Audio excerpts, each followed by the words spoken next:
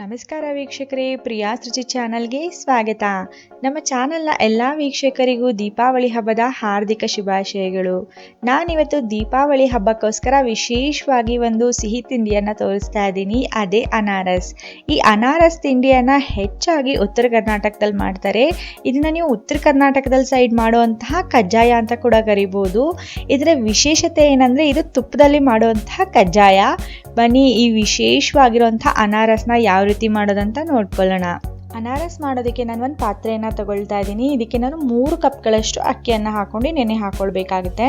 ನೀವು ಕಡಿಮೆ ಮಾಡೋದಾದರೆ 1 ಕಪ್ಪೇ ಹಾಕೊಳ್ಳಿ. 1 ಕಪ್ ಅಕ್ಕಿಯಲ್ಲೇ ನೀವು 25ರಿಂದ 30 ಕಜ್ಜಾಯಗಳನ್ನ ಮಾಡ್ಕೊಳ್ಬೋದು. ಈ 3 ಕಪ್ ಅಕ್ಕಿಗೆ ನಾನು ಇವಾಗ ನೀರನ್ನು ಹಾಕೊಂಡು ನಾನು ಚೆನ್ನಾಗಿ ಒಂದು 2-3 ಸಲ ನಾನು ಚೆನ್ನಾಗಿ ತೊಳ್ಕೊಳ್ತಾ ಇದ್ದೀನಿ. ನಾನು ರೇಷನ್ ಅಕ್ಕಿ ತೊಗೊಂಡಿರೋದ್ರಿಂದ ನಾನು ಚೆನ್ನಾಗಿ ತೊಳ್ಕೊಳ್ತಾ ಇದ್ದೀನಿ. ನೀವು ಯಾವುದಾದ್ರೂ ಅಕ್ಕಿಯನ್ನು ತೊಗೊಳ್ಬೋದು. ಅಕ್ಕಿಯನ್ನು ಚೆನ್ನಾಗಿ ತೊಳೆದ್ಮೇಲೆ ನಾವು ಇದಕ್ಕೆ ಅಕ್ಕಿ ಮುಳುಗೋ ತನಕ ನೀರನ್ನು ಹಾಕಿ ನೆನೆ ಇಡಬೇಕಾಗುತ್ತೆ. ಇದನ್ನು ನೀವು ಮಿನಿಮಮ್ 3 ದಿನಗಳ ಕಾಲ ನೆನೆ ಇಡಬೇಕು. ಮ್ಯಾಕ್ಸಿಮಮ್ 7 ದಿನಗಳ ಕಾಲದೂ ನೆನೆ ಇಡ್ಬೋದು. ನೀವು ಎಷ್ಟು ದಿನ ನೆನೆ ಇಡ್ತೀರೋ ಅಷ್ಟು ಹಗುರವಾಗಿ ಅನಾರಸ್ ಬರುತ್ತೆ. ಆದರೆ ಒಂದು ಕಂಡೀಷನ್ ಏನಂದರೆ ಪ್ರತಿದಿನ ಬೆಳಗ್ಗೆ ಸಾಯಂಕಾಲ ಅಕ್ಕಿಯನ್ನು ತೊಳೆದು ಅಕ್ಕಿಯ ನೀರನ್ನು ನೀವು ಬದಲಾಯಿಸ್ತಾ ಇರಬೇಕಾಗುತ್ತೆ. ನೋಡಿ, ಈ ರೀತಿಯಾಗಿ ಚೆನ್ನಾಗಿ ತೊಳೆದ್ಬಿಟ್ಟು ಅಕ್ಕಿನ ಹಳೆ ನೀರನ್ನು ಚೆಲ್ಲಿ ಹೊಸ ನೀರನ್ನು ಹಾಕಿ ನಾವು ನೆನೆ ಇಡಬೇಕು. ನಾನು ಈ ಅಕ್ಕಿನ 7 ದಿನಗಳ ಕಾಲ ನೆನೆ ಇಟ್ಟಿದ್ದೆ. ಇದು 7ನೇ ದಿನ. ಈಗ ನಾನು ಒಂದ್ಸಲ ಕೊನೆಯದಾಗಿ ಅಕ್ಕಿಯನ್ನು ತೊಳೆದು ನಾನೀಗ ಒಂದು ಸ್ಟ್ರೈನರ್ನಲ್ಲಿ ಅಕ್ಕಿಯನ್ನು ಹಾಕೊಳ್ತಾ ಇದ್ದೀನಿ. ನೀರನ್ನು ಪೂರ್ತಿಯಾಗಿ ಚೆಲ್ಬಿಡ್ಬೇಕಾಗುತ್ತೆ. ಎಷ್ಟಾಗುತ್ತೋ ಅಷ್ಟು ನೀರನ್ನು ಚೆಲ್ಲಿ ಉಳಿದಿರೋಂಥ ಅಕ್ಕಿಯನ್ನು ನಾವೀಗ ಒಂದು ಸ್ಟ್ರೈನರ್ಗೆ ಹಾಕ್ಕೊಳ್ಬೇಕಾಗುತ್ತೆ. ನೋಡಿ, ಈ ಥರ ಜರಡಿ ಇರುತ್ತಲ್ಲ, ಮನೆಯಲ್ಲಿ ಯಾವುದಾದ್ರೂ ಜರಡಿ ನಡೆಯುತ್ತೆ, ಅದರಲ್ಲಿ ನಾವು ಈ ಅಕ್ಕಿಯನ್ನು ಹಾಕ್ಕೊಳ್ಬೇಕು. ಯಾಕೆಂದರೆ ಸ್ವಲ್ಪನೂ ನೀರು ಇರಬಾರ್ದು. ಹಾಗಾಗಿ ನಾನು ಪೂರ್ತಿ ನೀರು ಹೋಗಲಿ ಅಂತ ಈ ಜರಡಿ ಒಳಗಡೆ ಹಾಕ್ಕೊಳ್ತಾ ಇದ್ದೀನಿ. ನೀವು ಅಕ್ಕಿಯನ್ನು ನಿಮ್ಮ ಹತ್ರ ಕಡಿಮೆ ಸಮಯ ಇದ್ದರೆ ನೀವು 3 ದಿನಗಳ ತನಕನೂ ನೆನೆ ಇಡ್ಬೋದು. ನಿಮ್ಮ ಹತ್ರ ಹೆಚ್ಚು ಸಮಯ ಇದ್ದರೆ ನೀವು 7 ದಿನಗಳ ಕಾಲ ಇಡಿ. ಆಗ ತುಂಬ ಹಗುರವಾಗಿ ತುಂಬ ಚೆನ್ನಾಗಿ ಬರುತ್ತೆ. ಈಗ ನೋಡಿ, 5 ನಿಮಿಷ ನಾನು ಅಕ್ಕಿಯನ್ನು ಸ್ಟ್ರೈನರಲ್ಲಿ ಬಿಟ್ಟು ಈಗ ಈ ಸ್ಟ್ರೈನರಲ್ಲಿರೋ ಅಕ್ಕಿಯನ್ನು ನಾನು ಒಂದು ಬಟ್ಟೆ ಮೇಲೆ ನಾನು ಒಣಗಿಸ್ಕೊಳ್ತಾ ಇದ್ದೀನಿ.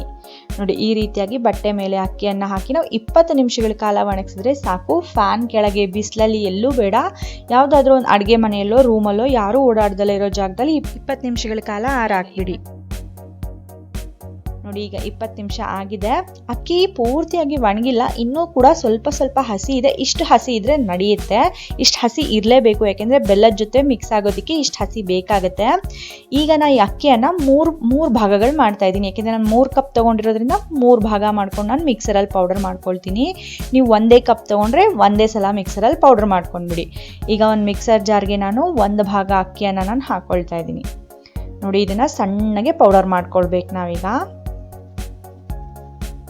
ನೋಡಿ, ಮಿಕ್ಸರ್ನಲ್ಲೇ ಅಕ್ಕಿ ಹಿಟ್ಟು ಎಷ್ಟು ಸಣ್ಣಗೆ ಪೌಡರ್ ಆಗಿದೆ ಅಂತ. ಈಗ ನಾವು ಇದನ್ನು ಏನು ಮಾಡಬೇಕಂದ್ರೆ ಮತ್ತೆ ಆವಾಗಲೇ ತೊಗೊಂಡಿದ್ವಲ್ಲ ಅದೇ ಜರಡಿಯಿಂದ ನಾವು ಮತ್ತೆ ಜರಡಿ ಮಾಡ್ಕೊಳ್ಬೇಕಾಗುತ್ತೆ.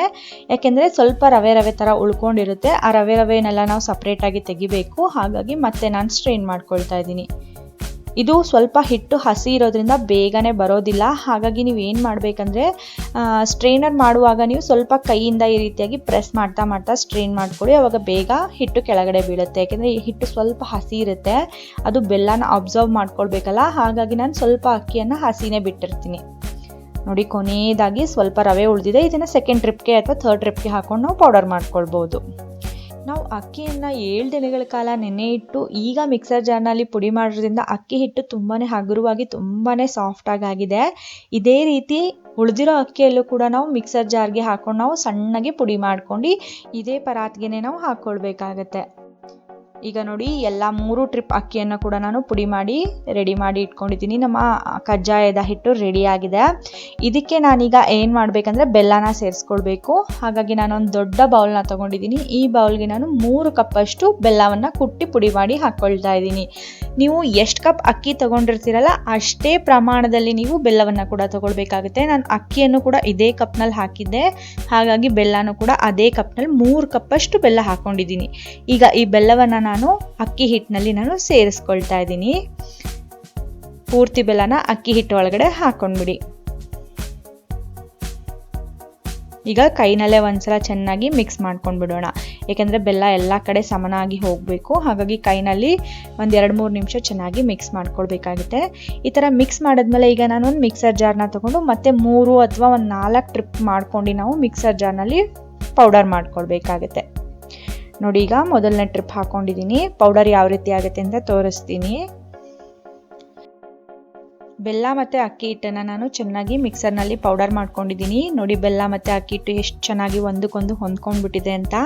ಈಗ ಈ ಬೆಲ್ಲ ನೀರು ಬಿಡೋದಕ್ಕೆ ಶುರುವಾಗುತ್ತೆ, ಆಗ ನಾವು ಆರಾಮಾಗಿ ನಾದ್ಕೊಂಡು ಬಿಡ್ಬೋದು. ಇದೇ ರೀತಿಯಾಗಿ ಉಳಿದಿರೋ ಬೆಲ್ಲ ಅಕ್ಕಿಯನ್ನು ಕೂಡ ನಾನು ಪುಡಿ ಮಾಡಿ ಇದೇ ಬೌಲ್ಗೆ ನಾನು ಹಾಕ್ಕೊಂಡಿದ್ದೀನಿ. ಈಗ ಕೈಗೆ ಸ್ವಲ್ಪ ಒಂದು ಅರ್ಧ ಚಮಚದಷ್ಟು ಎಣ್ಣೆಯನ್ನು ಹಾಕ್ಕೊಂಡು ನಿಧಾನವಾಗಿ ನಾವು ಹಿಟ್ಟನ್ನು ನಾದೋದಕ್ಕೆ ಶುರು ಮಾಡಬೇಕು. ನಾದೋದಕ್ಕೆ ಶುರು ಮಾಡಿದ ತಕ್ಷಣ ಬೆಲ್ಲ ನೀರು ಬಿಡೋದಕ್ಕೆ ಶುರು ಆಗುತ್ತೆ, ಯಾಕೆಂದರೆ ಅಕ್ಕಿ ಕೂಡ ಹಸಿ ಇರುತ್ತೆ, ಅದು ಕೂಡ ನೀರು ಬಿಡುತ್ತೆ. ಆಗ ಬೆಲ್ಲದಲ್ಲಿ ಬಿಟ್ಟಿರೋ ನೀರು ಹಾಗೂ ಅಕ್ಕಿಯಲ್ಲಿ ಇರೋ ನೀರು ಎರಡರಿಂದನೇ ನಾವು ಆರಾಮಾಗಿ ನಾದ್ಕೊಂಡು ಬಿಡ್ಬೋದು. ಇದನ್ನು ಹೆಚ್ಚು ಸಮಯಗಳ ಕಾಲ ನಾದೋ ಅವಶ್ಯಕತೆನೇ ಇಲ್ಲ, 3 ರಿಂದ 4 ನಿಮಿಷ ನಾದ್ಕೊಂಡ್ರೆ ಸಾಕು. ನಾದೋದಕ್ಕೆ ಶುರು ಮಾಡಿದಾಗ ನಿಮಗೆ ಈ ಹಿಟ್ಟು ಸ್ವಲ್ಪ ಗಟ್ಟಿಯಾಗಿದೆ ಅಂತ ಅನಿಸುತ್ತೆ, ಯಾಕೆಂದರೆ ಆಗ ನೀರು ಬಿಡೋದಕ್ಕೆ ಶುರುವಾಗಿರುತ್ತಲ್ಲ. ನಾದ್ತಾ ನಾದ್ತಾ ನಿಮ್ಗೊಂದು 2 ನಿಮಿಷ ಆದಮೇಲೆ ನಿಮಗೆ ಗೊತ್ತಾಗುತ್ತೆ ಈ ಹಿಟ್ಟು ಎಷ್ಟು ಸಾಫ್ಟ್ ಆಗ್ತಾ ಇದೆ ಅಂತ. ನೋಡಿ ಈಗ ನಮ್ಮ ಹಿಟ್ಟು ಆಗಲೇ ಸಾಫ್ಟ್ ಆಗೋದಕ್ಕೆ ಶುರುವಾಗ್ಬಿಟ್ಟಿದೆ. ಯಾವ ರೀತಿಯಾಗಿ ಒಂದು ಉಂಡೆ ಥರ ಆಗಿಬಿಟ್ಟಿದೆ ನೋಡಿ. ಆಗಲೇ ಪೂರ್ತಿ ಪುಡಿ ಪುಡಿ ಆಗಿದ್ದು ಆಗಲೇ ನಾವು ಹಿಟ್ಟು ಚಪಾತಿ ಹಿಟ್ಟಿನ ಥರ ನಾದ್ಕೊಂಡ್ಬಿಟ್ವಿ. ಈಗ ನಾವು ಇದನ್ನು 1 ದಿನಗಳ ಕಾಲ ಹಾಗೇ ಬಿಡಬೇಕಾಗುತ್ತೆ ರೆಸ್ಟ್ ಮಾಡಲಿಕ್ಕೆ. ಇಮಿಡಿಯೇಟಾಗಿ ನಿಮಗೆ ಕಜ್ಜಾಯ ಅಥವಾ ಅನಾರಸ್ನ ಮಾಡೋದಕ್ಕೆ ಬರೋದಿಲ್ಲ. ಇದನ್ನು ನೀವು ಮಿನಿಮಮ್ ಆದರೂ ಒಂದು 12 ಗಂಟೆಗಳ ಕಾಲ ಹಾಗೆ ಬಿಡಬೇಕು. ನಾನು ಇದನ್ನು 24 ಗಂಟೆಗಳ ಕಾಲ ಹಾಗೇ ರೆಸ್ಟ್ ಮಾಡಲಿಕ್ಕೆ ಬಿಡ್ತಾ ಇದ್ದೀನಿ. ಫ್ರಿಜ್ನಲ್ಲಿ ಎಲ್ಲೂ ಇಡೋ ಅವಶ್ಯಕತೆ ಇಲ್ಲ, ಹೊರಗೇನೆ ಇಟ್ಬಿಡಿ. ಒಂದು ಕ್ಲೀನಾಗಿ ಒಂದು ಪ್ಲೇಟ್ನ ಮುಚ್ಚಿ ಇಟ್ಬಿಟ್ರೆ ಸಾಕು. ಈಗ ನೋಡಿ 24 ಗಂಟೆಗಳ ಕಾಲ ಆಗಿದೆ, ಹಿಟ್ಟು ಎಷ್ಟು ಸಾಫ್ಟಾಗಿ ಆಗಿದೆ ಅಂತ. ನೋಡಿ ನಮಗೆ ಅನಾರಸ್ ಮಾಡೋದಕ್ಕೆ ಯಾವ ರೀತಿ ಹಿಟ್ಟು ಬೇಕೋ ಅದೇ ರೀತಿಯಾಗಿ ಪರ್ಫೆಕ್ಟಾಗಿ ಆಗಿದೆ. ಇದನ್ನು ಹೀಗೆ ಇಟ್ಬಿಡೋಣ. ಈಗ ಇದನ್ನು ಕರಿಯೋದಕ್ಕೆ ಒಂದು ಬಾಣಲಿಯಲ್ಲಿ ಎಣ್ಣೆ ಅಥವಾ ತುಪ್ಪವನ್ನು ಇಟ್ಬಿಡೋಣ. ನೀವು ಇದನ್ನು ಕರಿಯೋದಕ್ಕೆ ಎಣ್ಣೆನಾದರೂ ತೊಗೊಳ್ಬೋದು ಅಥವಾ ತುಪ್ಪನಾದರೂ ತೊಗೊಳ್ಬೋದು, ಅಥವಾ ಅರ್ಧ ತುಪ್ಪ ಅರ್ಧ ಎಣ್ಣೆನಾದರೂ ತೊಗೊಳ್ಬೋದು. ನಾನು ಪೂರ್ತಿಯಾಗಿ ತುಪ್ಪನ ಕಾಯಿಸ್ಕೊಂಡಿದ್ದೀನಿ. ಈಗ ನೋಡಿ ಸ್ವಲ್ಪ ಹಿಟ್ಟನ್ನು, ಇಷ್ಟು ಪ್ರಮಾಣದಷ್ಟು ಹಿಟ್ಟನ್ನು ತಗೊಳ್ಬೇಕಾಗುತ್ತೆ. ಇದನ್ನು ಈ ರೀತಿಯಾಗಿ ಉಂಡೆ ಮಾಡ್ಕೊಳ್ಬೇಕು ಕೈನಲ್ಲೇ. ಉಂಡೆ ಮಾಡಿದ್ಮೇಲೆ ಇದಕ್ಕೆ ನಾವು ಗಸಗಸೆ, ಒಂದು ಪ್ಲೇಟ್ನಲ್ಲಿ ಗಸಗಸೆ ಇಟ್ಕೊಂಡು ಈ ರೀತಿಯಾಗಿ ಪೂರ್ತಿ ಗಸಗಸೆಯನ್ನು ಅಂಟಿಸ್ಕೊಳ್ಬೇಕು. ಈಗ ಒಂದು ಬಟರ್ ಪೇಪರ್ಗೆ ಎಣ್ಣೆ ಹಚ್ಚಿ ಅದ್ರ ಮೇಲೆ ನಿಧಾನವಾಗಿ ಈ ರೀತಿಯಾಗಿ ತಟ್ಟಬೇಕಾಗುತ್ತೆ.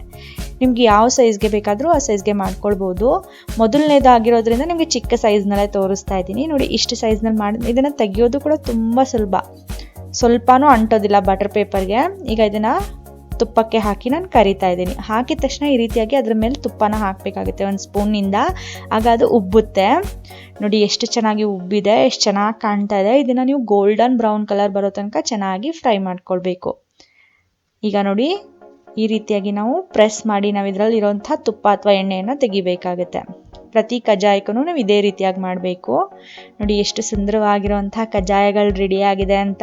ಪ್ರತಿ ಕಜ್ಜಾಯ ಕೂಡ ಉಬ್ಬಿ ಸಾಫ್ಟಾಗಿ ಸುತ್ತ ಗರಿಗರಿಯಾಗಿ ತುಂಬ ಚೆನ್ನಾಗಿ ಬಂದಿದೆ.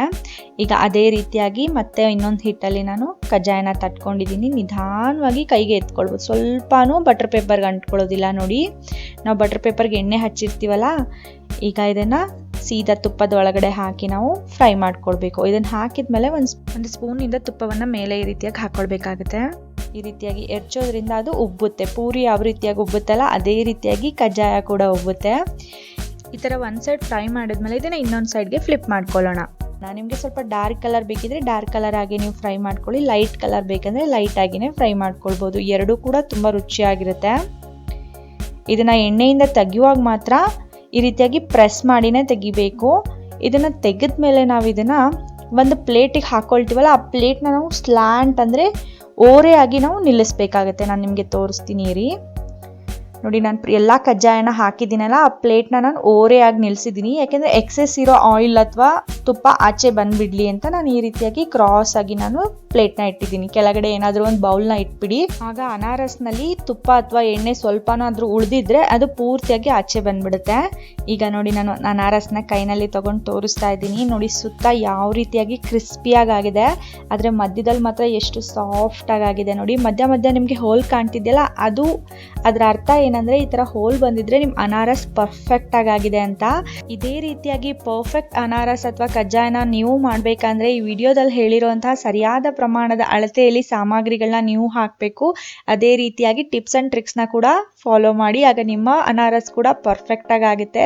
ನಿಮಗೆ ಇವತ್ತಿನ ಈ ದೀಪಾವಳಿ ವಿಶೇಷ ಅನಾರಸ್ ರೆಸಿಪಿ ಇಷ್ಟ ಆಗಿದ್ರೆ ಪ್ರಿಯಾಸ್ ರುಚಿ ಚಾನಲ್ಗೆ ಲೈಕ್ ಮಾಡಿ, ನಿಮ್ಮ ಅನಿಸಿಕೆ ಅಭಿಪ್ರಾಯ ಅನುಭವಗಳನ್ನ ಕಮೆಂಟ್ ಮೂಲಕ ತಿಳಿಸಿ. ಇದನ್ನು ನಿಮ್ಮ ಸ್ನೇಹಿತರೊಂದಿಗೆ ಕೂಡ ಶೇರ್ ಮಾಡ್ಕೊಳ್ಳಿ ಅಂತ ಹೇಳ್ತಾ ಇವತ್ತಿನ ವಿಡಿಯೋ ನೋಡಿದ್ದಕ್ಕಾಗಿ ಧನ್ಯವಾದಗಳು.